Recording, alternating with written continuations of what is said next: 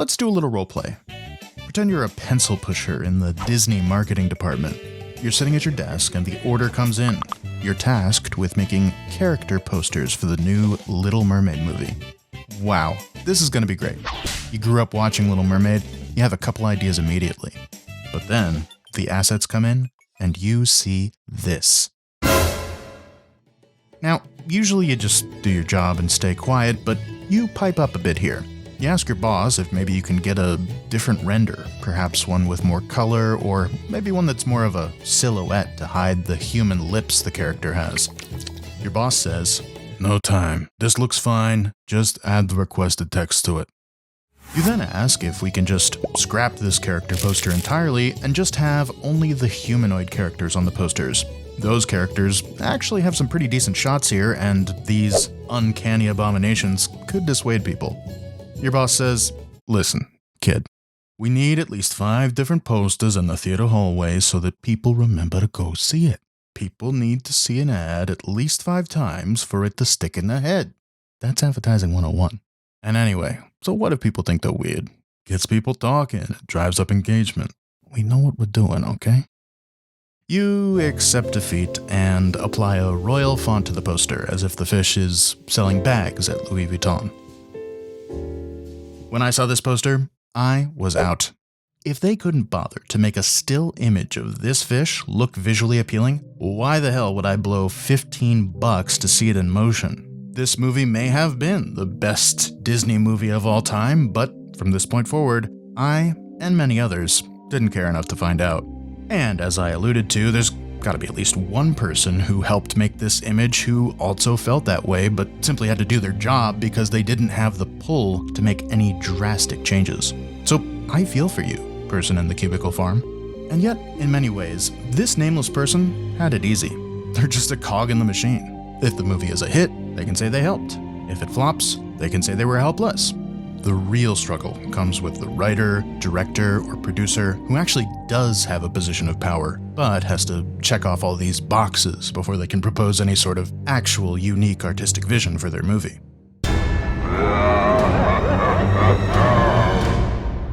It has to please Disney.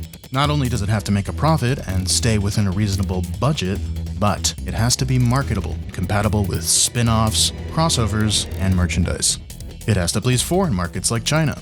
Keep it clean, tone down the supernatural stuff, and for God's sake, get Melissa McCarthy on the phone. It has to please people who loved the original and want the same narrative beats and catchy songs. It has to please people who don't want to see the same movie twice. New narrative beats, new songs, and something beyond just old animated movie but live action now. If, and only if, the 4 horsemen of the movie remake remain sated, are you allowed to consider some creative decisions of your own. But wait a sec, those points 3 and 4 there are a bit at odds with one another. I mean, how can you make a movie that tries to emulate everything you loved about the original, while at the same time tries to be a brand new experience you shouldn't miss out on? And also, you should win things by watching. You kids don't know what you want. That's why you're still kids, 'cause you're stupid. The truth is, you can't. At least, not with a film like this. See, Little Mermaid already had a very tight script. The characters were strong, the songs were great. It didn't have to be any longer than it was, but it didn't really have bloat either. In short, it doesn't really need to be remade. You could probably modernize or slim down certain aspects of the script, but these would be minor changes and wouldn't warrant an entire new retelling. So what can you do? Is just changing the whole story to live action really enough? The new to play the flute, the cop play the harp, the place play the bass, and they sound and sharp. The new play the flute, the cop play the harp, the place play the bass, and they sound and sharp. No, certainly not, and everyone knows it.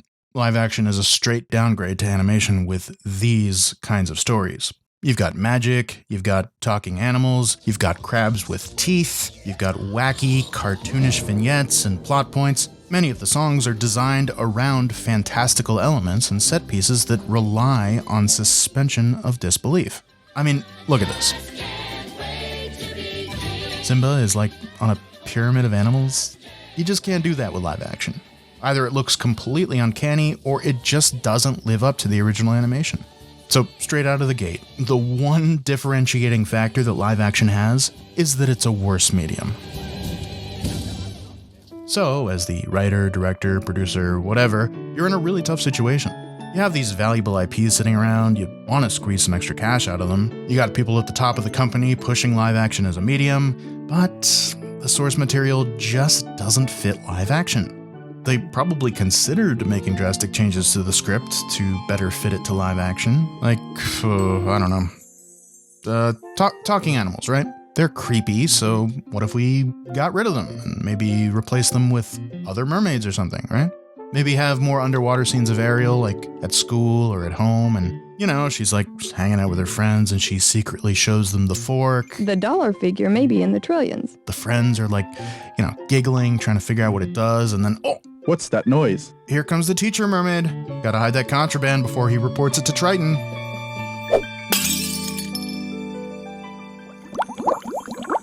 The point is, changing the script in a big way, even if it fits the medium better, is a huge monetary risk reliant on a great writer. Disney wanted to keep any changes simple, right? Something like mixing up a few races and genders. Hey, you know, it could make the live-action version stand out without tampering with the tried-and-true script too much.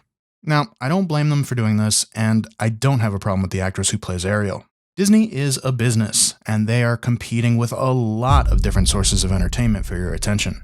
So of course, they're scared, and they want to reduce risk as much as possible. However, I do think that Disney was setting this girl up for failure. When you have a beloved character from people's childhoods with iconic, beautifully animated red hair, people will inevitably get pissed off if you tamper with it. See, your childhood was the best years of your life. Life was simple, innocence was intact, it snowed more than once a year, and you were happier. When you reflect fondly on these old animated movies like Little Mermaid, it's not just the movie, it's your old house, it's your old friends, it's grabbing a juice box from the fridge, it's Legos on the coffee table with a Disney movie in the background. And when someone comes along and tries to replace that movie, it can feel like they're trying to overwrite your childhood, or, at the very least, dilute that magic that you felt. The frustration really stems from the Disney higher-ups wanting the exact same script and character in the first place. I'd love to see this actress not as Ariel, but as a new mermaid in a completely different setting. Like maybe you could have the Ariel we know as a cameo appearance, but this new mermaid character goes off on her own different adventure. You know, have the setting and characters be wildly different. How about like a winter movie or something, right? Maybe something in the Arctic near South Africa, or something else, right? Maybe something in Asian waters with an Asian mermaid. I know the current Disney would view this as a huge risk, so they would never do it. But it can be done. What's up, danger? Miles is not Peter. If he was literally Peter Parker but black, that would be an inferior character compared to what we got. Because it would be a character that has all the same baggage as Peter, right? The same girlfriend, the same aunt, the same personality, the same backstory. Miles being his own character allows the writers to do whatever they want and to fit the story to who Miles is. Can't stop me now. 200 miles, I'm knocking at your door. And I don't really care if you ain't no. And the others are great too. You know, they bring so much of their own personalities to the story with so little screen time. And it all feels completely organic. They could have done something similar with this new movie. No reason to overwrite the previous character and pigeonhole this new character with that same personality, backstory, and motivations. Little Mermaid does not need a reboot, okay? I go to the store to buy my daughter's supplies for preschool. What do I see? Ariel and the other princesses plastered all over everything. Come on. Okay, look, I gotta be real with you guys. The movie I really want to talk about is Princess and the Frog. This movie is so good. Have you guys seen this movie? I really enjoyed it a lot. I saw it for the first time on a plane, and I was so surprised by how delightful it was, I watched it again when I got home. Remember our photoshopping friend from earlier in the video? Yeah, well, his offices really screwed up the marketing for this movie. Look at this poster. Most people who are on the fence are going to take one quick look at this poster, see the princess in the pond with the frog, and move on with their lives. Guys will be like, ew, a mushy gushy poly prissy pants love story. Girls will be like, ew, a frog. And everyone in between is like, how the hell are you going to turn a girl kissing a frog into a feature-length film? And why should I care? And then look at this trailer. In the tradition of Walt Disney's most beloved classics comes the story behind the most magical kiss. The vibe that I get from this trailer is something like Cinderella or Sleeping Beauty, where I'm going to go back in time to the 20th century and watch a slow, dated, idyllic princess love story, but with a black lady. When in reality, the film is nothing like that at all. This movie has more in common with Aristocats than Cinderella. In fact, it mostly reminded me of one of my favorite Disney movies. Oh, yeah. You've got a down-on-their-luck, kind-hearted working person who's just trying to do right by their family. Just follow the signs. Oh, great. Thanks a lot.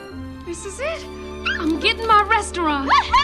About that, You outbid. What? Booyah! Welcome to Cusco-topia. You've got a douche in a position of power who makes empty promises and has to grow as a person. And you've got a magic, undead-looking villain with their bumbling sidekick trying to take out the douche and grab power for themselves. Are you ready? No. Sorry I'm late. So, what'd I miss? Well, Yzma just tossed me this knife and asked me to, But while Emperor's New Groove is a straight comedy, Princess and the Frog has a lot of layers to it. It deals with love and loss, how sometimes you can work hard on something, pour all your passion and free time into it, and try your best, and things just don't work out for you. It takes the original story's moral, how you shouldn't judge people based on their looks, and matures it. Because the truth is, sometimes people will judge you unfairly based on things you can't control, and there's nothing you can do about it. But if you keep pushing, share your journey of life with others, you can still achieve happiness. The movie ain't perfect, but it's damn good. Disney should be ashamed that a movie with such a fantastic setting, memorable villain, empathetic side characters, and charming leads was essentially left to die. The marketing of this movie has got to be one of the greatest marketing failures of all time. Because not only did it bomb this movie, but it led to this cascading effect where Disney practically ceased 2D animated movies in favor of CGI animation and live action only. I mean, how different would things have been if the movie's name, poster, and trailer were more reflective of the actual movie? Would we still be seeing 2D animation? It's hard to say, but I'd like to think so. Hey, remember the Disney Vault? It was this thing during the VHS days where Disney would create artificial scarcity for their movies. Don't you wish you'd bought the video cassette of Lady and the Tramp when you had the chance? Now it's gone, and time is running out to add Cinderella to your collection. But you still have a chance to own 2 of Disney's most delightful animated classics, The Magical Peter Pan and the Academy Award-winning The Little Mermaid. Still available, but only for a limited time. Don't let Peter Pan and The Little Mermaid get away. They're clearly trying to channel some sort of premium brand with these character posters and fonts. I really wasn't joking when I said it looked like something straight out of a Louis Vuitton storefront. But the difference is when you look at the storefront, they have one bag. They're not diluting the brand by having 60 different bags out there. I think Disney wants to get back to that premium status, but the advent of streaming services makes strategies like the Disney Vault impossible. Instead, there's the fear that if you don't keep the buffet stocked, the clientele will leave. What's happening here? I don't know. I guess nothing. Well, let's just walk away then. God damn it, people are walking away! Disney Plus as a service is doing well, but they're definitely experiencing some growing pains with how to populate their service without it feeling too cheap, too direct-to-home video. I mean, look at this. Aladdin 4. Jafar may need glasses. Number 1. Number 2. So, they're churning out as much of these live-action remakes as they can. Fine. Make as many as you want. You go ahead and you stock that buffet. I get it. For you. You want a smack too? But it's been over 15 years now since Princess and the Frog. Could we consider sprinkling just one 2D animated feature in there? We are starving for something new over here. I mean, you could write a story about literally anything. We'll take it. Yeah, they're pretty much... Can I see 5 one more time? I guarantee it would turn a profit just because of the novelty, you know? I mean, it's been so long since Disney has put out the type of movie they were known for putting out. And I'm not saying you have to stop making 3D animated features either, just, you know, open up a second studio or something, right? Some sort of 2D animated studio? Is that in the budget? Yeah, you got the... No, you deserve some time off. You can help me budget time for making videos by liking and subscribing.